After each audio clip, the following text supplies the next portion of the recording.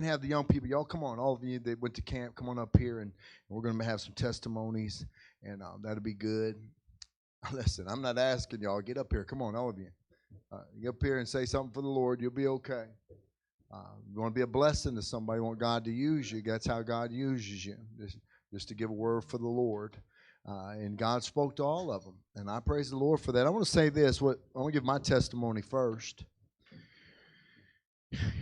I didn't go up there till Tuesday because I had some things to do on Monday. But let me say this. What God spoke to me about the most is, and I think this will translate to everybody in this room, that we need to have more of a burden for these teenagers. I mean, their lives, everybody's different up here. Everybody has a different upbringing, different parents, different homes, different things like that. And when you put all of those together, that can become somewhat confusing for each of them. Whether it be, and I don't need to get into the whether it be's, it can become confusing because we're all different. We all have different homes, and I may raise mine a little different than you raise yours, and different things like that. And God gave them to you to raise. But I'll say this, we've got to, when God spoke to me, He said, Burton, you gotta you have to pray more. You're gonna have to have more of a burden, and I really have to stop allowing the devil to keep me from them. And I'm just being honest with you right now. I didn't plan to be honest with you like this, but often my wife, who grew up in the ministry, grew up around good youth pastors, will say, Burton, you ought to come down and come down to teenagers today at school and just bring bagels or burgers or candy canes or something to go and tell them you love all of them. And my response is this. I can't believe I'm doing this. My response is this, Brother Ito. Kara, they don't even like me. Why would I go down there and talk to them? Let somebody else do it. She'll say, Burton, that's not true. That's not true. And I don't believe that is true. I believe the devil's kept me from kids and from others. And listen, I am probably the biggest kid standing up here. I mean, literally. And I love them. And I thought, man, I'm not going to allow those little voices and those little zingers that were preached on years ago to be caught and think, now I'm always going to be somebody that says, man, we ought to always do right. And we ought to live for the Lord. God's been good to all of us, and we owe Him that. And I often think, but they're just teenagers. And I didn't realize what teenagers really were until mine turned into them. And I thought, man, they're at a point in their life where they're a little quieter at times and different things like that. So God really spoke to me and said, Burton, you need to go all out for these kids, man. They need to know that they got somebody in their corner, and they do, and they always have. I mean, I'm going to go all I can. And so we really need to all of us in this room, they're important. And to put them in a position to hear from the Lord is what we did this week. And I believe God spoke to us. And so that's my testimony. And we'll just go ahead and let's get the kids going here. You go ahead. I was glad that I was able to go. It was my first year, and all the activities and services was fun, and I had a great week.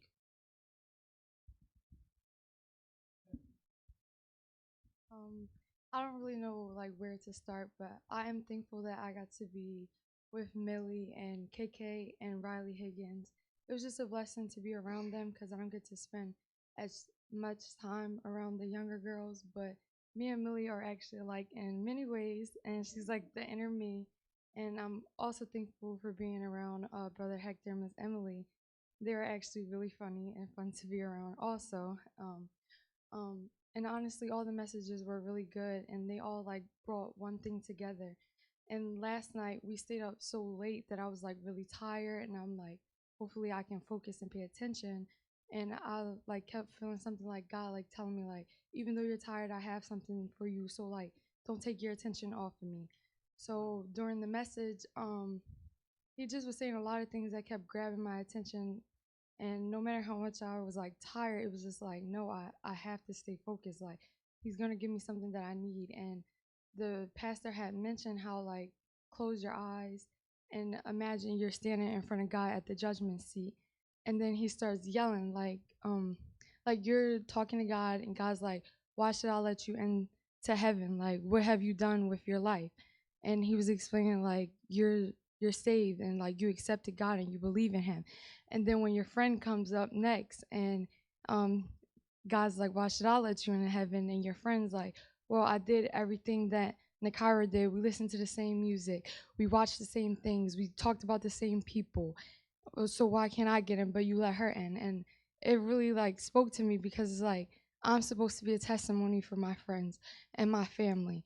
And it's like, God was like, what excuse do you have for not living for me and not showing others what the world is really about, like not being a testimony to people?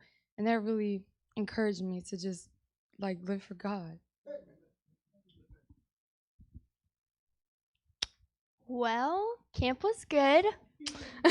Can't really remember any of the messages right now, but the highlight of my week, I had been struggling with this since about the youth rally, like April or whenever the youth rally was.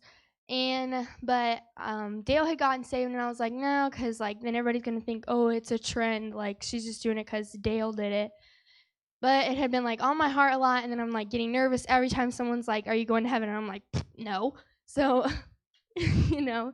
So Brother Pat preached, and he preached about like God's grace and stuff, and that's really all I remember right now. But as soon as it was like the invitation, I just went, and I was like crying, and I like got Miss Kara, and I was like, I need to get saved, and it was just like 10 pounds like just lifted off of me.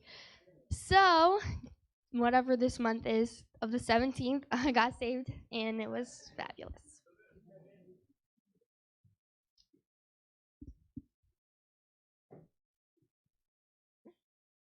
Um, oh, camp was good. The message that really spoke to me is when we had split sessions and Miss Christina was talking about being kind and like how our words are powerful, um, and how you don't want to sow discord. Um, and I made a decision to be better with the words that I use and be kind, because I'm always mean, just saying bad things about people. Um, and I also was remembering the quote that Brother Paul had said about how you may be the only Bible that people will ever read. And if I'm being rude to other people and stuff like that, then what does that say about me to others? And they're not gonna look at me like, oh, you're a Christian, like you act just like everybody else. So I decided to be better.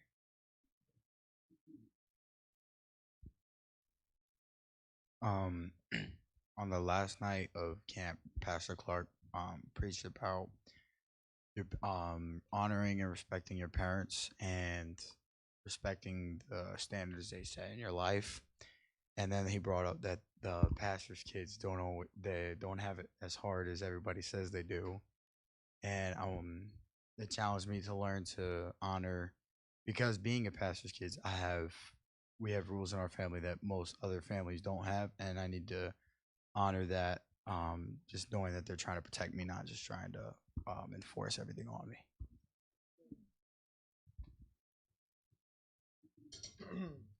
So the whole week of snow camp has been great, like amazing. I got everything I could out of every single message. I mean, I remember everything. But the message that really spoke, well, it was two. It was the split session message that Brother Charlie preaches every single year. But every single year you get something different out of it. And this year it was like standing in the gap. Like my family is like right now my family is like all over the place, and I'm like in the middle and on the side and in a bunch.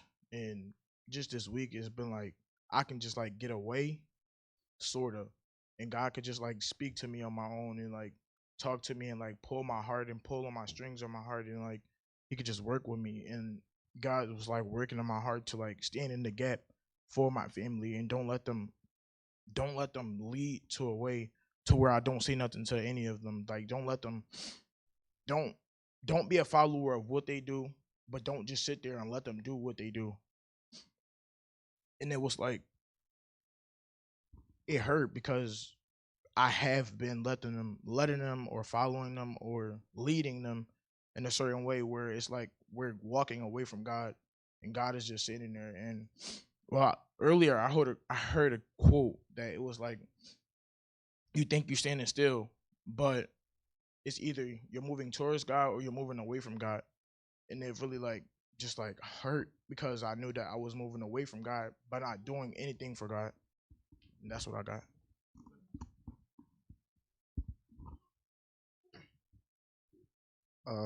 The message of Brother Charlie's dad, about your parents and stuff. Like it was a good message. Like it was a really good one.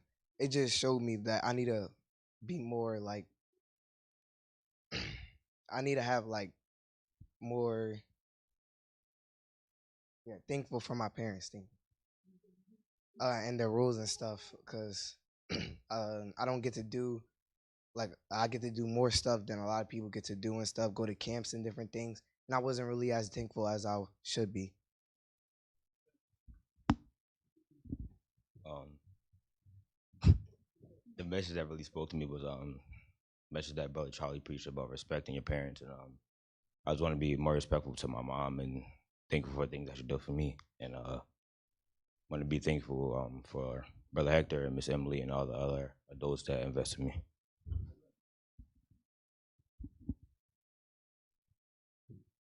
So I'm very thankful that I got the privilege to go to camp. My voice is going in and out, so it was really good. And just the whole week, God has been speaking to me about everything these past 2 weeks, actually. And the message that really stood out to me was Brother Pat preached a message on grace and how like good God is. And then they just sung the song, and I'm just like, God really is good, and I don't really look at that like I'm supposed to, or I don't really appreciate it like I should. And like Brooklyn said, like since like October, I've been like questioning my salvation, like did I really do it? Like was I, what did I do it? Like, or I was thinking like, did I really know back then? So then it was just like pressuring me, and then I was just praying that God would like just give me a confirmation. And then last Thursday I had nursery, and I just went to Miss Candy, and I was just like, okay, Miss Candy, like I want this to be real to me. Like I want this to be real to me. And then I got saved last Thursday, and it did, like, it lifted off like a lot of weight and it helped me. Okay, I almost tried. Okay, so the message that spoke to me the most was Brother Pat's message on grace, and where we live, sin is like very open and like. Okay, so a lot of the bus kids, I mean, their stories are pretty sad, and if it weren't for God's grace, I would be in that position and not have a good home like I do. So, yeah. I want to thank God for the opportunity for camp. I'm very thankful for it in my life. But I do want to just publicly thank all of the teenagers, and let all of your parents know it was such a sweet week with them this week. And just watching them and their attitudes and their response in the message. And so I want to thank all them. There were no problems. Like they just had good testimonies. I was very proud of them, proud that they were ours. I just want to publicly thank them for the good attitudes, the tenderness and sensitivity from all of them, all of the young men, the young ladies. There was a matureness to them this week, a spiritual maturity that I very much appreciated from every one of them. They were looking for God to speak to them, and it's not always like that. And so I'm thankful, but then it does put a little bit of responsibility and pressure then too on us, because God is showing, like, these guys are ready and they're wanting God to speak. And so I want to make sure that I don't do anything to quench that fire that's starting to burn. And so the messages were so powerful. But what I really appreciated was the order that God led Brother Charlie to call the different men that preached, because they weren't so we all know the Clarks, and Pastor Clark got saved and his sons are saved, but those weren't the type of men that came up to preach. From the first man, Brother TJ had a split home, just had a lot of rough things happen. Brother Fisher was raised with a single mom and had some alcoholic grandfather, and they just kept alluding to life's not perfect. And all the different men, and the next morning, Brother Nick, whose dad was a drug addict, and his mother died, and his dad married a new woman that was a drug addict and brought that into the home. And the next man that preached talked about how his father was an alcoholic and ended up trying to hurt himself and went to rehab, and they were reached by someone in rehab. But just on and on and on, just talking about how life is not perfect, but in that imperfect situation, the grace of God came through. And it was just that lineup. And then Brother Pat, which we all know and love, Brother Pat Higgins, he just preached about the grace of God. And it was so good just how God did that, because I know and it's across America, but a lot of our homes aren't perfect. And a lot of our teenagers come from situations where it's not perfect, and they do struggle with situations that I'm a fixer. I would like to fix it and make everything. And we had a missionary come in, and he brought him. And I know we all know about that game, the Bengals and the Bills game, where the man actually died, had a cardiac arrest. And that man had come, and he was there at the game. This missionary from Bulgaria was in the States on furloughs, big Bills fan, and he ended up being there at that game. And he talked about death in the room and how you need to live life as if death's in the corner and have a soberness in your life, and death changes your perspective. And so I do like to laugh, and I'd rather be at a party, read those verses in Ecclesiastes. I don't really like to think about that soberness. And so I prayed, God, give me more of, there is good to that. I need that perspective. Life is short, life is fleeting. And then right on the, just how the Lord, and then just brought about the grace of God and so many different things. And so I'm just thankful that in spite of imperfect situations, God's grace shines through and touches every one of our teenagers, and their testimonies were powerful, even ones that don't like to speak. God still worked on your heart, and you shared that. I thank you for that, because his grace shines through. And so I just want to thank the Lord for all that he's done for us. Like Ms. Kara said, I do want to thank the teenagers for their awesome spirit and just making everything fun for us. And sometimes I feel like Brother Hector and I'm like, what are we doing? Like, we're not the right people for this. But and we're only the right people because God made us to be servants. But I'm thankful that they love us and they truly make us feel loved by them. And so I'm thankful for that. Camp was really good. All the messages were very heavy and spiritual, and they helped me a lot, and I feel like they did help our teenagers. But and I'm thankful for the messages and the services. But God was really working on my heart behind the scenes, and in my Bible reading and just praying, and just weeks leading up to going to camp. It was been rough, just going through something with my dad, and it was starting to take my distraction off of like what was to come with the teenagers, and I was starting to get discouraged. And God's really been helping me. And this week, just reading my Bible and different devotions I was reading, it talked about how God comforts us in those trials, not to make us comfortable, but to make us comforters. And I read that a couple days before we went to camp, and I'm like, God, I'm going through this, and you're comforting me, but I want to turn this around and comfort our teens. I know that they're hurting, they're going through things too. And so I want to be a blessing to them. And then we go to the services, and they're really good. And then the next day, I felt like God was speaking to me, and just I read another quote, and it said, "In the trials, God is preparing us for service." And I'm like, I'm thankful that God puts me in a tender place. And even if he has to put me in a tender place every time that we go away with the teens or every time we have to go to camp, that's okay, because in those tender places, good things happen. I remember praying. I was like, God, I pray that you would save someone or help one of our teens to get right, specifically in our group. And I wasn't sure who that was going to be. I didn't think any of them weren't saved, but you never know. And that same night, Brooklyn ended up getting saved. And I was just thankful. And God was just showing me little I love you moments and that he's in my corner. And I'm just so thankful for that.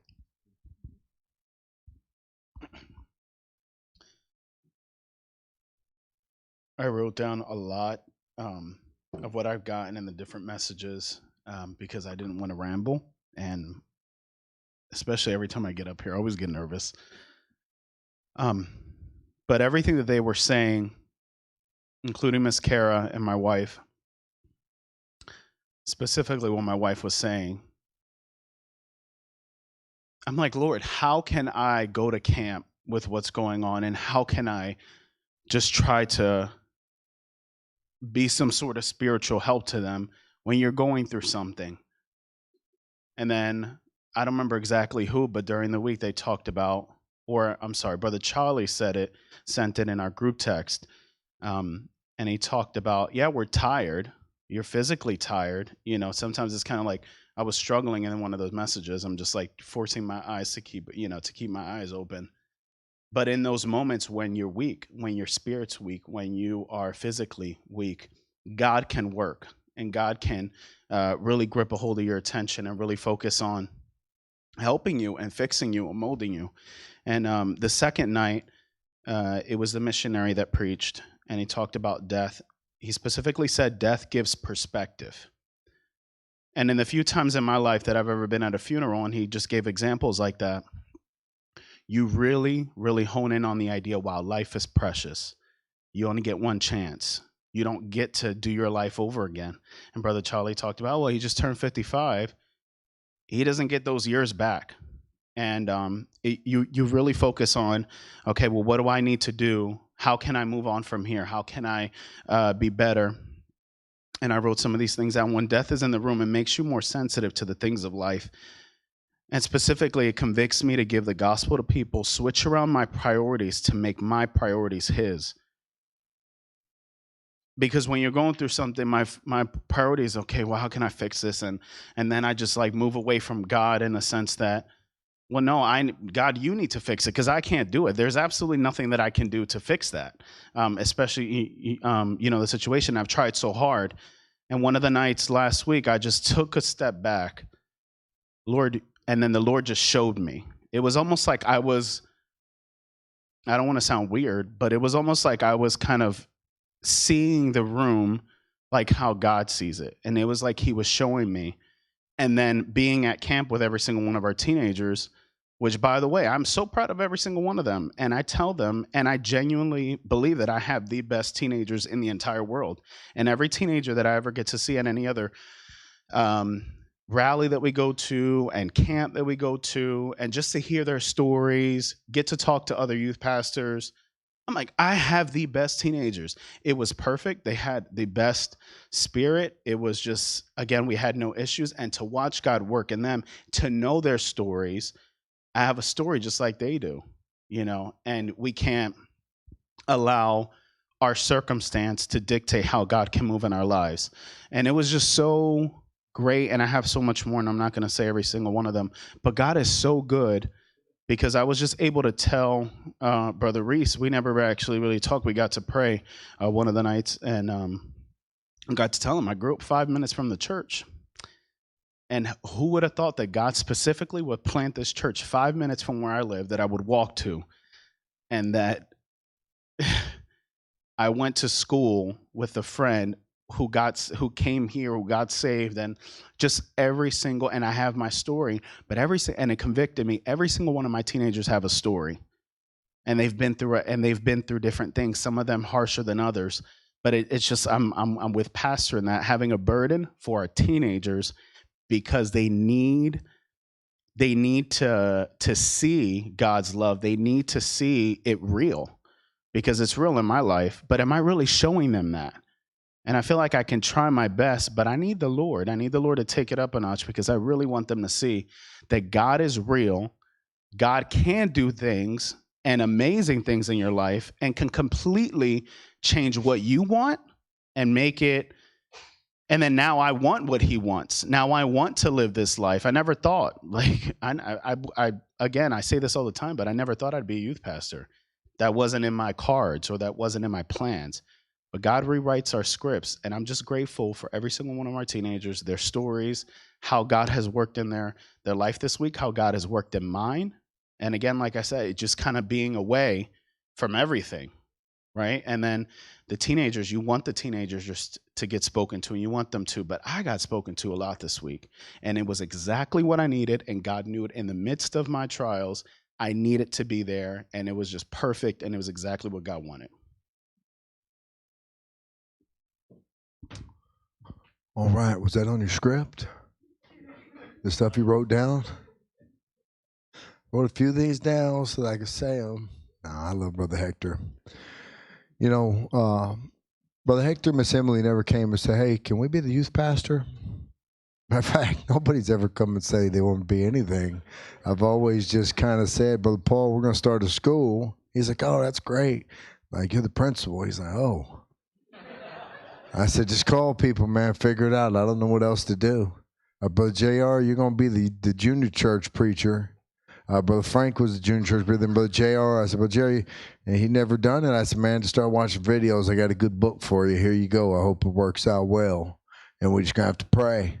I mean, that's what you do. People always say, how'd you start your church? What'd you do? I said, if you knew what we did, you would think so much less of us, but you would think a lot higher of him. You know, and that's the good thing. And so I praise the Lord for everybody, all of them. It was really a great time, sweet spirit. They all, I guess, in the van, they all knocked out. They all knocked out on the way home. And Kara's truck, KK talked all the way home. Can I tell them?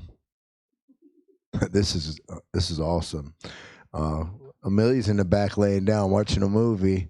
All of a sudden, me and Kara KK in the Tesla, and Millie sends her, goes, I got to throw up. Now, this has been Millie's MO since we've had her, that she gets car sick. And KK goes, you shouldn't have been laying down. And I'm like, Millie, are you okay? She's like, I said, are you okay? Do you need me to pull over? And I said, do you want me to pull over, Millie? So I pull over, and I said, Millie, out the door, open the door. And all of a sudden, there it is, right beside me. And then I'm like, Amelia, the door. And she's like, again, projectile. Man, it's awesome. Right all over me. At this point, I go into godly mode and start yelling at her and very disappointed in her. And I'm like, what are you doing? Get out of my car. And Millie's like, oh, yeah. And I'm like, Millie, what is wrong with you? And then KK so politely told me I took the Lord's name in vain plenty of times. Not cussing, just saying, oh God. And then Millie finally gets the door open and she throws up on the door. I'm like, did anything get outside? And she's like, I'm so sorry, Daddy. I'm like, Millie, I'm sorry, too. I can't believe I just treated you like a criminal. I'm yelling at her. I'm mad at her. I'm begging her to stop. I'm like, what are you doing? So then we went to a place, and I went into Dollar Tree and bought a bunch of stuff and made clean and puke up the whole time. But it was a good trip on the way home. You know, and I thought, I can't wait to get to church. It's going to be good in church. And poor Amelia. And Kara's like, Burton, were you mean to her? And I'm like, here's the thing about Amelia. Amelia really has the inside scoop on her daddy. These other ones do too. But Millie, she just knows he's crazy. And sometimes he's going to overreact. But he's going to apologize and he loves me, right? And it's going to be just fine. And I'm like, I'm sorry, Millie. And she's like, that's okay. I'm sorry, Daddy. And she went to sleep. And I told Kara, she goes, were you mean to her? I'm like, yeah, I was very mean. I didn't want to be mean, man, but I'm telling you kids, if I've ever been mean to you, I'm mean to them too, unfortunately. But thank God we made it, and I have no idea why we said all that, Brother Paul. Let's sing a verse. Matter of fact, just go ahead and